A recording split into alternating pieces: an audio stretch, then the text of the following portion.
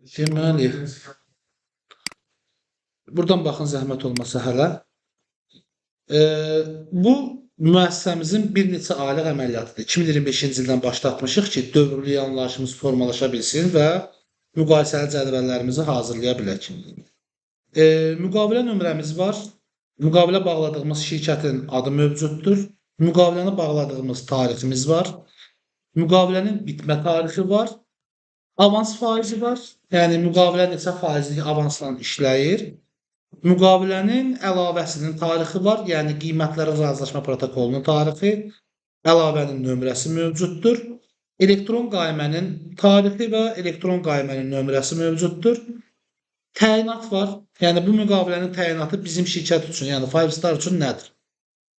Alışdırmı, satışdırmı? Yəni 2 dənə təyinatı var. Ya mən bundan mal, məhsul, iş, xidmət almışam, ya mal, məhsul, iş, xidmət satmışam. Xeyr. Müqavilənin tərkibi nə almışam, nə satmışam, yəni ana məbləğlərə buna aid bir qaymə işləməmişik. Əsas anlayışları bilmək üçündür. Baxın, buradan filtrdən verib, içəridəki əməliyyatlara baxaq. Borc almışıq, borc vermişik, əsas vəsait almışıq və yaxud da satmışıq. İcarə əməliyyatımız var, biz də almışıq, həm satmışıq. Təmir almışıq iş olaraq, başqa işlər görüblər bizim üçün təmirdən əlavə. Kommunalımız olub, mal almışıq və biz də borc vermişik. Yəni, təyinatlarımız da bundan ibarətdir. Bunu da nə üçün etmişik?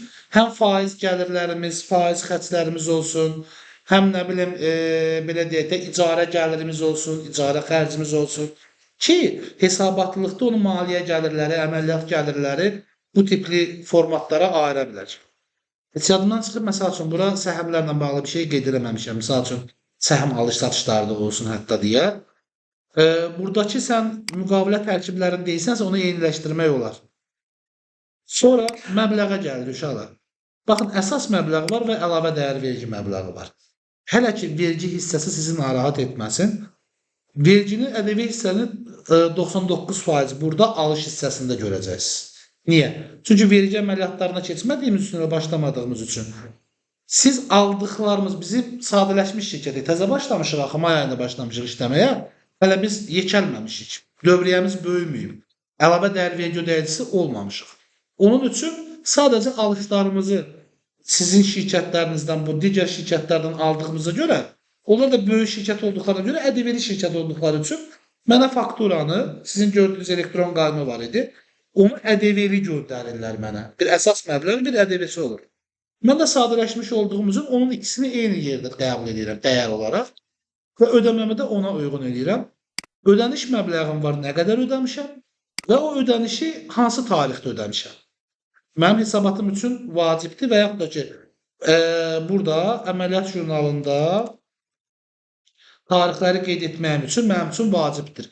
Hansı müxabirləşmə nədən sonra verəcəm deyə. Davam edirəm. Bəli, ver.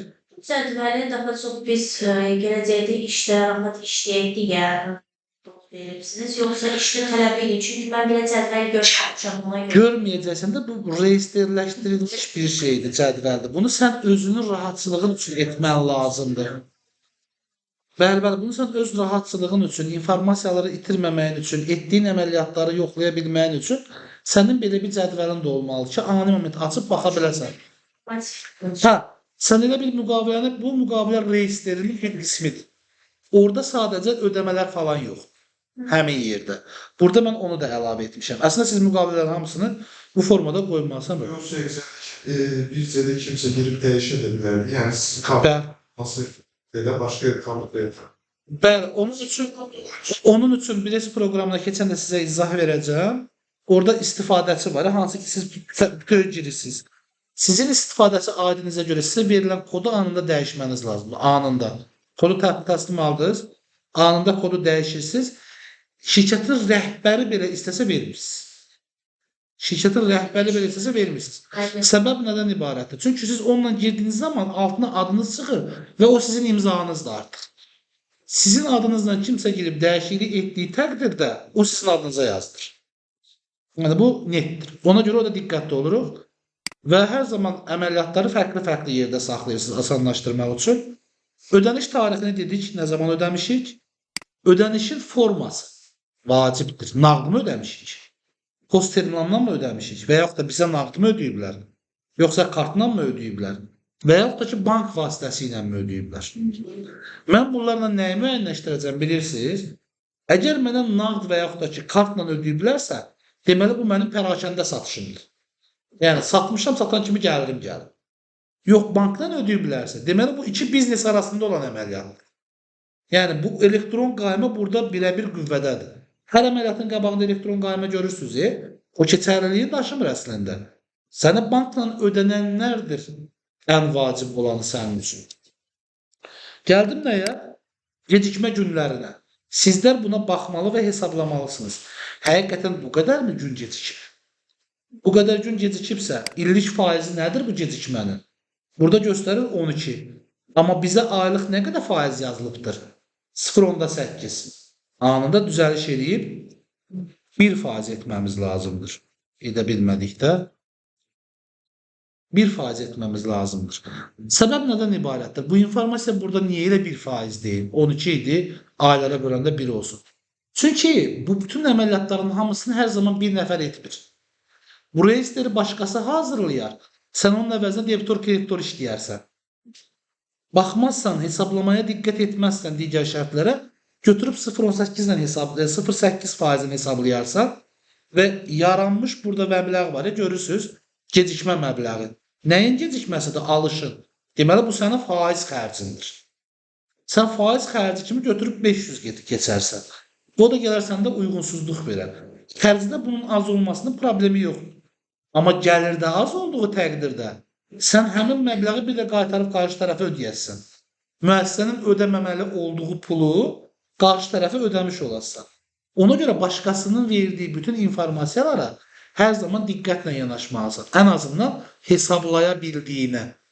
Hansı ki, sənin əlin çatan informasiya deyil, onu boş ver. Yəni, sənin məsuliyyətində deyil o.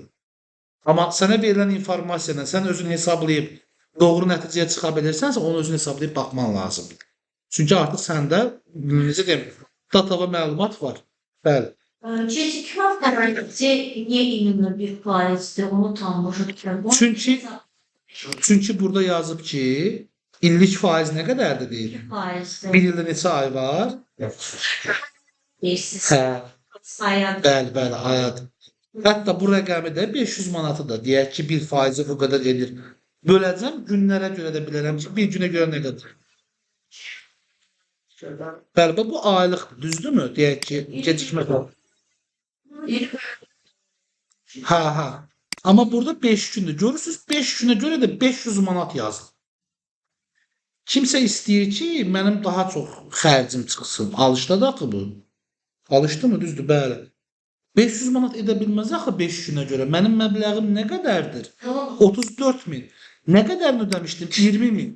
20.000-in bir illik faizi nə qədər eləyə bilər ki, yəni? Daha doğrusu bir aylıq faizi. 1%-lə götürəndə 200 manat eləyir. 300 manat burada artıq pul var. 200 manatı da 30 günə böldüyümüz zaman düşür bir günlüyü. Onu da vuranda 5 günə nə qədər edəcək onu yazması lazım idi ora. Reallıqda, düzdürmü? Mən o 20.000 ödəniş olunub da, orada qalıb 14.000. Aha. O 14.000-i neçə faiz? Hələ bir baxdınız mı 20.000 doğrudurmu? Necə doğru dedim onları? Bax, gör nə deyibdir burada? Faiz nə qədərdir? Avansın faizi 10%. Mən nə qədər ödəməliyəm? 3.400. Bərabərdir, bəli, olsun. 3400. Amma ora 20.000, amma bəli, 20.000 qeyd olunub. Biz əməliyyatı bu cür doğru, baxın. Biz müqabil, çünki bu sənin axı nəyindir? Qiymət razılaşma protokolundakı rəqəmindir də. Düzdürmü? Həmin rəqəmin sən 10%-ni ödəməlisən. Hara getdi burada? 10%-ni ödəməlisən. Alış etdiyimiz üçün biz ödəyirik. İndi gələk bir dənə əməliyyatı başdan sona Yok, 5%.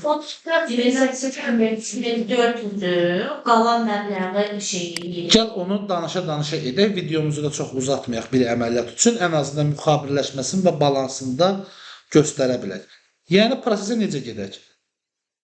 Siz onsuz da yaxşı görürsünüz, mənə oradan kömək eləyərsiniz.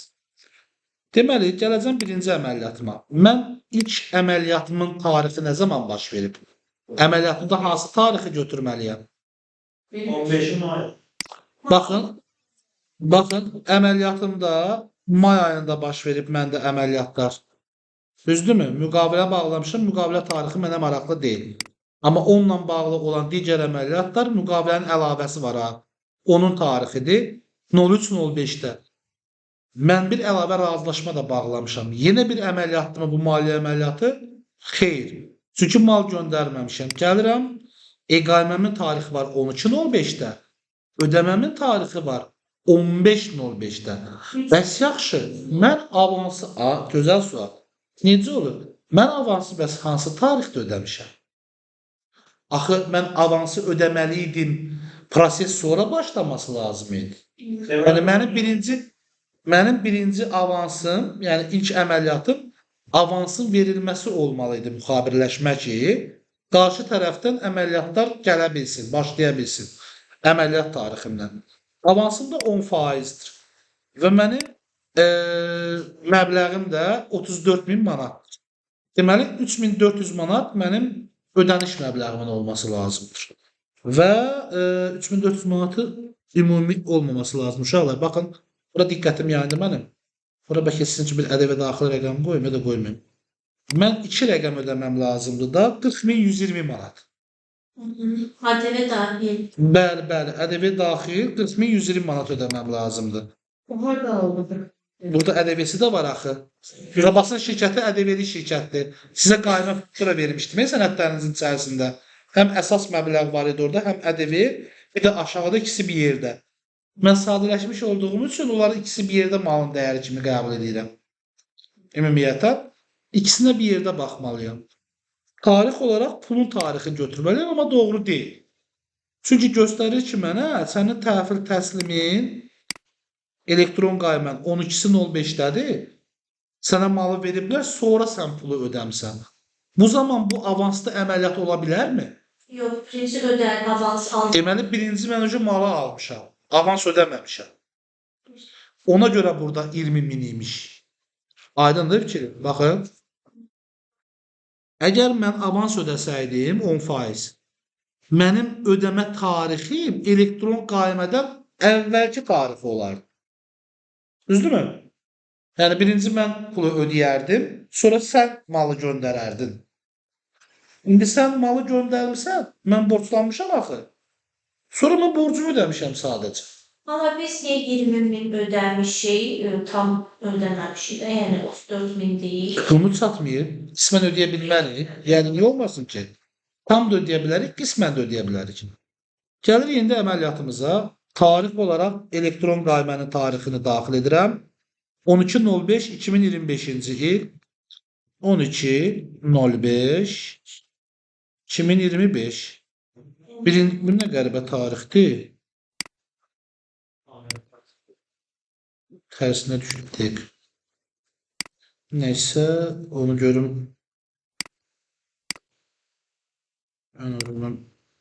Bu daha maraqlı oldu. İndi burada. İndi düzəldəcəm. Dekabrdır. Yenə həmin şeyi veririk. Bircə dəqiqə. Bu səfər heç nə edə bilməz. Hesabın adı. Debiti yazıram. Birinci hər zaman, sonra kreditimi qeyd edirəm əməliyyat üzrə. Mənim indi mal alışında debitim nə olacaq? Mallar hesabı olacaq. Açıqlaması alınmış. Daha doğrusu bir dəqiqə. Şirkətin adı nə idi? Cəfəroğlu AŞ. Cəfəroğlu AŞ alınmış mal. Nə yazmıram? Hesab nömrəm. Malların hesab nömrəsi nə idi? 205. Bəli, 205. 205 debitdə nə qədərlik mal almışam? 20 min deyil. 40 min 120 manat. Sadə ben. Bəli. 40 min 120 manatlıq malımı almışam. Kreditdə heç bir rəqəm qeyd etmirəm. Yenə həmin tarixdə ikinci hesabım nədir? Mal satan və podratçının qısa müddətli öhdəliyi də düzdürmü? Qısa müddətli kreditor Güvenlik. harda yazılır? Mal alanda kiməsə borcumuz yaranır da bizim düzdür. Yaranan borclarımızı da müddəti əgər 12 aydan qısadırsa qısa müddətli olaraq qeyd edirik. Ümumiyyətən cari əməliyyatlarımızı hər zaman qısa müddətlə qeyd edirik. Uzun müddətlər müqavilə tarixində olur. Gəlin baxaq görək bəlkə müqavilə elə şeydir. 2025-in mayının 1-dən bəli, akazversin müqavilə uzun müddətliymiş. Mən ona yazacağam hesab nömrəsində 431. Burada yazacağım. Ne şey soruşdum? Uzun müddətli borc. İndi isə burada açıqlama yerində işim rahat olsun deyə Cəfəroğlunu da qeyd edəcəm. A şeydən mal alışına görə. Tamam. Məbləği hara qeyd edəcəm? Kreditə 40 min 120 AZN. Əməliyyatımı qeyd etdim. Ama burada benim alt aldım. Yani Haha, bəli. Bu ikisi getdi bir əməliyyatım kimi. Yəni bir baş verən hər prosesə balansın bir əməliyyatı kimi baxılır. Maliyyə bərabərində biz neçə baxırdıq? Filan şey filan yerdə artır, bu azalır. Nə baş verdi? Mallarım debetdə artdı yazdım. Borcum da kreditdə artdı, onu da yazdım. İkisini bir yerə birləşdirməyə ehtiyac duymur. Hər sətri, hər əməliyyatı sətrini gir deyir. İndi gəldim, malı almışam. Hansı tarixdə aldım? 12.05-də. Ha, söz. Əsas məbləğ ödəşmədən nə fərq var ki? Biri sənin bank hesabına oturan puldur əslində. Digər isə verginin məbləğidir. Depozit hesabımıza oturur. ƏDV depozit hesabına. Ödəşmə soruşulan nə var? Ödənişlə əsas nədir? Ödəşmədə Əsas məbləğ ödəniş məbləği. Bu rəqəm mənim yaranan borcum və yaxud da alacağımdır, ikisi bir yerdə. Bu isə ya mənə ödədikləri pul, ya mənim ödədiyim puldur. Burada mənə 40 minlik mal satılıb, mən cəmi 20 min ödəmişim. Ödəniş məbləği odur. Amma məndən nə qədər mal satmışdı? Bax, alış eləmişəm də mən bu müqavilə ilə. Aldığım malın cəmi 20 minini ödəmişəm, onu göstərirəm. İkinci əməliyyatım ödənişin məbləğidir. 20 min manat. Yine gələn birinci debiti yazmağa. Tarix nə idir? Bunu kopyalayayım aşağı. 15'i. Düzdür uşaqlar? 15'i tarixində ödəmə etmişəm. Daha doğrusu öhdəliyi qeyd edəcəm bura. Uzun müddətli. Burada deyəcəm borcun ödənişi.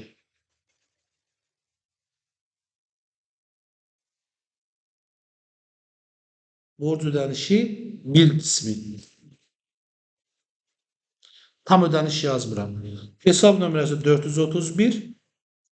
Borcumu ödəyəndə borcum nə olur? Mən öz borcumu ödəyirəm. Borcum azalır. Borc pasif hesabdır. Azalan kimi debitə. Aktivlər kreditdə azalır və 20 minimi qeyd edirəm. Bunu nə ilə ödədim mən? Eyni prosesdə mən bunu pulumla ödəmişəm. Gəlirəm, baxam, görəm ödənişimin forması nədir? 20 min nağd ödəmişəm. Kassadır, bəli. Kassa nə deyək?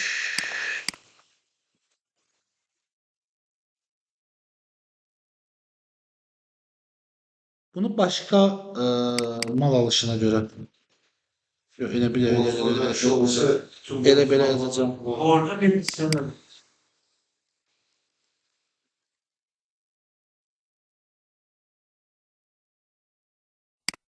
Ha, indi mən bunu başqa nə cür qeyd edə bilərdim uşaqlar? Ne? Əməliyyatı.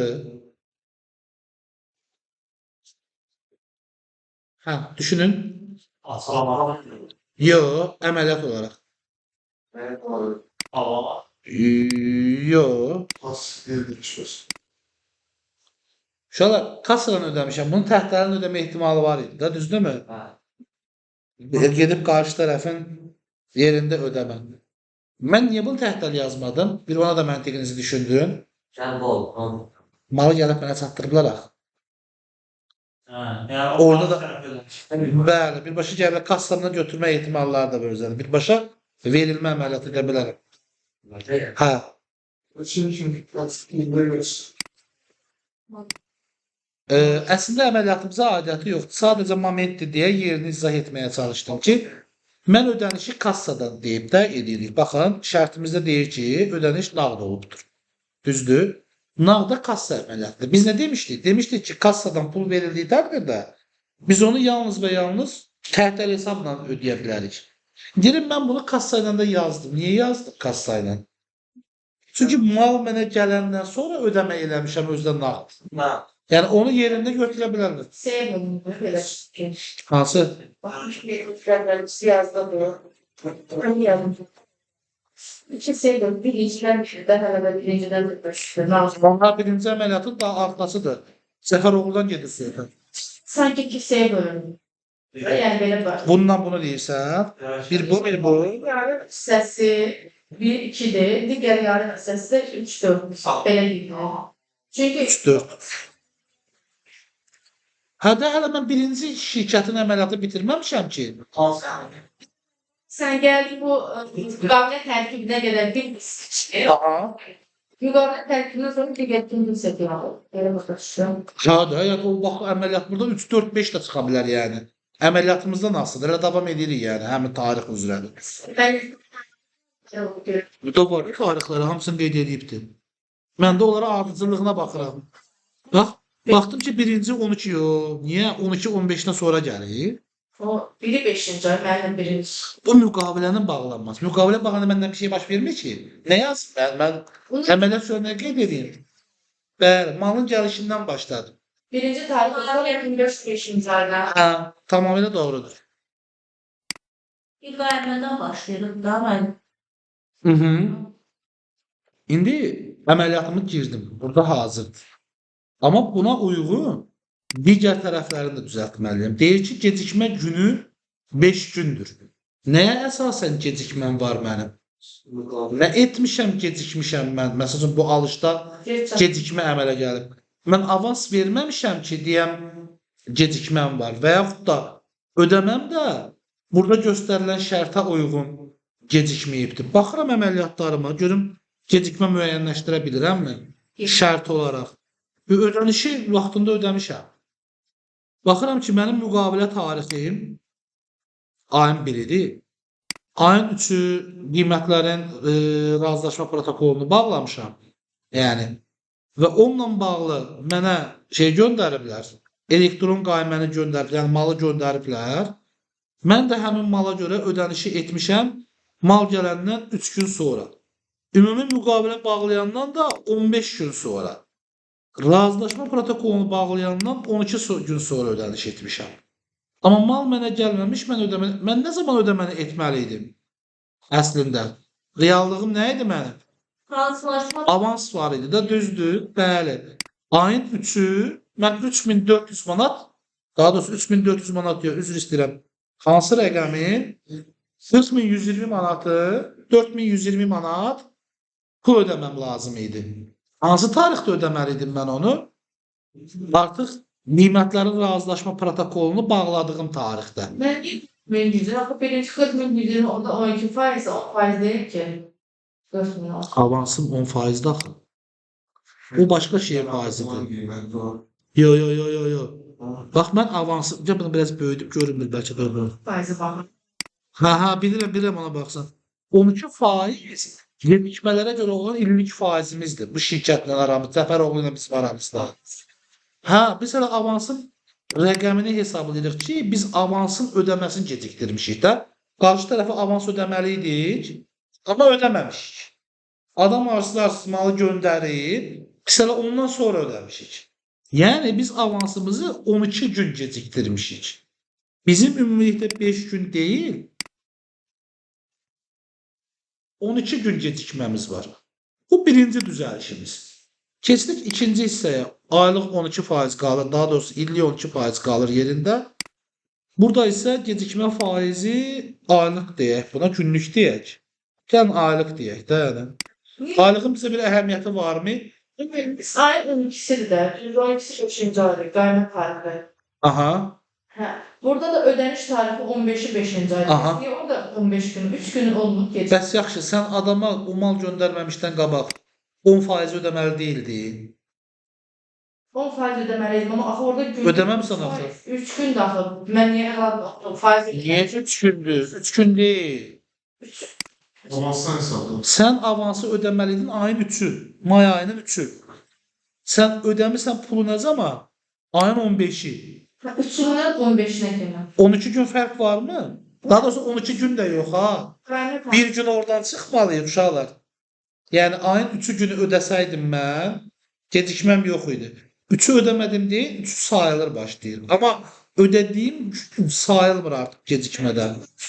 15'ini saymayacaqdım. Yəni elə bir 3-dən 14-dən, bəli. 11 gün. Fərq etməz. Yəni o müqavilə şərtindəndir. Təqvim günü deyəcəksə təqvimdən sayacaqsan, ümumi iş günü deyəcəksə iş günündən sayacaqsan.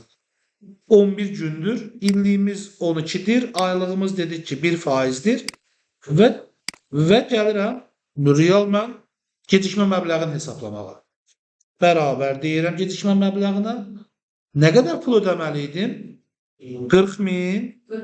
Gəlib belə deyək də bərabərdir. Yox, 40 minə qədər. Bu üstə gəl bu. Hissə gedəcəm əməliyyatı ki görəsiniz. 40.120'ni burada aldım mı? Deyirəm 40.120'nin 10%'i vurulsun. 10%'i. Aldığım rəqəm nədir? 10% niyə əllə elədim ki mən? Bir dəqiqə.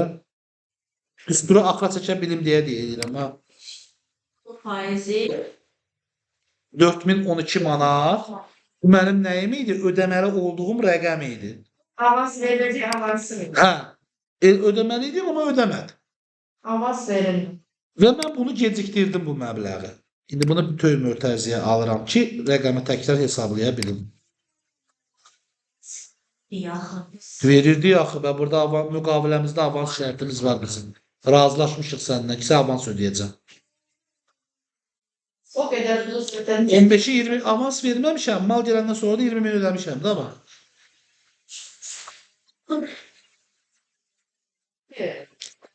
Bəli. İndi nə tərsə olub razılaşırlar ki, bu formada olsun. 4120 manatı hesabladım. 4120 manatın illik faizi nə qədər idi? 12%'dən idi. Bəli, aylığı da 1%'dir. Bu prosesi uzun aparacağım biraz. Vurulsun 12%. Bir də bağlayıram mötərizəni.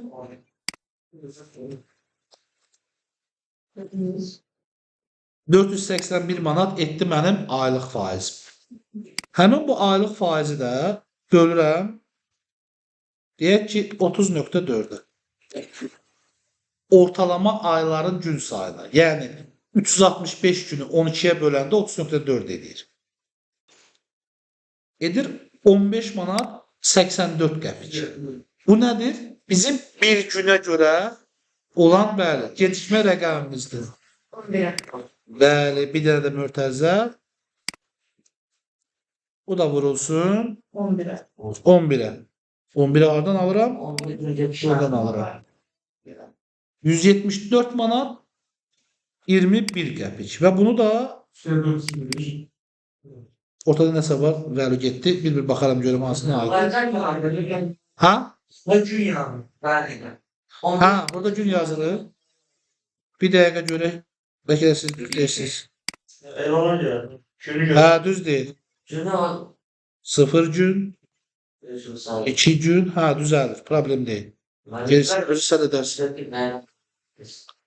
Nə edeyim? Neyse, ona baxarıq, eləyərik. Sən canım, fikrimi qarışdırmayın. Eləyərsən, bizə də göstərərsən. Mən hal-hazırda fikrimi ona dağıda bilmirəm. Gəlirik nəyə? Burada isə gecikmə məbləğimiz formalaşdı. Biz gərək ödənişimizi etməyə, ümumi nə qədər ödəniş etmişik deyək ki, ödəmə əməliyyatımızı 15-i etdik 20.000, amma bizim yenə borcumuz qaldı, məbləğimiz. Ən yekunda biz qalıq məbləğimizi ödəyəndə buradakı faizimizi də nəzərə almamız lazımdır. Alan tərəf kimdir? Biz. Gecikdirən kimdir? Yenə biz. Qarşı tərəf malı gecikdirmədik. Biz pulu gecikdirdik. Ona görə bizim faiz xərcimiz yarandı. Gəlirəm. Hansı tarixə yazacağam? Onu deyək ki, bəli, cari tarixə. Pulu ödəmə tariximdə yazacağam üzləşmə əməliyyatıma görə. Ayın 15-i qeyd etdim. Nə artacaq məndə? Faiz xərcim artacaq. Yazıram faiz xərci.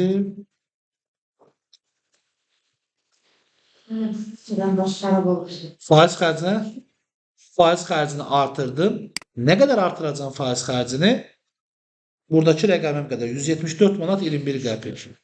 174 21. Açıqlamasına gəlirəm. Yazıram Cəfəroğlu ilə gecikmə faizi. Qeyd edək.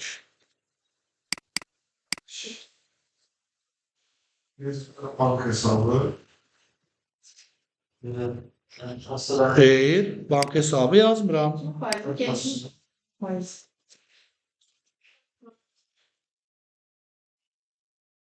Bəli, öhdəliyim yaranır. Kimə yaranır? Cəfəroğluya yaranır. Cəfəroğlu faiz olayı.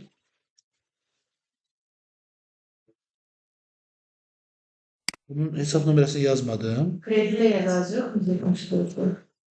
Burada 535. Bəli, kredit yazacaq. 174. Hə, kredit tarixi. Bax, görürsünüz, buna hər hansı bir ödəmə yazmıram. Sadəcə hesabladım, qaldı. Ta ki, son qalıq məbləğ ödəməmişdən qabaq bağlama əməliyyatlarını eləyənə qədər. Biz bura qədərini elədik. Baxın, bir sətri düzəltdik. Bir sətrimizin də müxabirləşməsi bu oldu. Yəni, sənəd əsasında girdik əməliyyatlarımız. İndi buradan da başlayaq mı yazmağa? Baxaq, hansı əməliyyatlarımız var? Aktivlər var, borc var, xərc var və yenə borc var. Yəni, biz burada sınaq balansımızda artıq yazacaqlarımızın içərisində, baxın, görün nələr yazılıb. Kapital yazılıb. Yəni, kapital hesabımız var idi, burada yox idi. Biz kapitalla bağlı hesab qeyd eləməyəcəyik. Bəli, ikincide nə var? Müştəri hesabımız var. Müştəriden alacaqlar əməliyyatımız var. Receivable alacaqdır. Kapitalımız yoxdur. Satışımızın maya dəyəri var. Biz satış eləməmişik deyə burada rəqəmimiz olmayacaq. Nəsə, bunları düzəldərəm. Bu əmək haqqı ilə bağlı və onun əmək haqqı vergiləri ilə bağlı olan hissədir. Bu hissəni düzəldərəm, sonra girərik əməliyyatları bir-bir. İndi mən bunu bu formada sizə yönləndirəcəm. Özüm də burada açıq saxlayıram. Siz edirsiniz, etdiyinizi deyirsiniz, mən də qeyd edirəm. İstəyirsiniz xanımlar və bəylər olaraq birləşin, bir-iki əməliyyatı bir yerdə aparın, evə gedənə qədər. Ondan sonra gerisini aparıq. Məncə, gəlin belə eləyək. Əməliyyatdır. Belə edə bilərik. Yəni ki, mən Belə edərik. Mən belə formada qoyaram, siz mənə deyərsiniz. belə də olar, hə? Hə? O zaman mən yenə atımda bu failləri sizə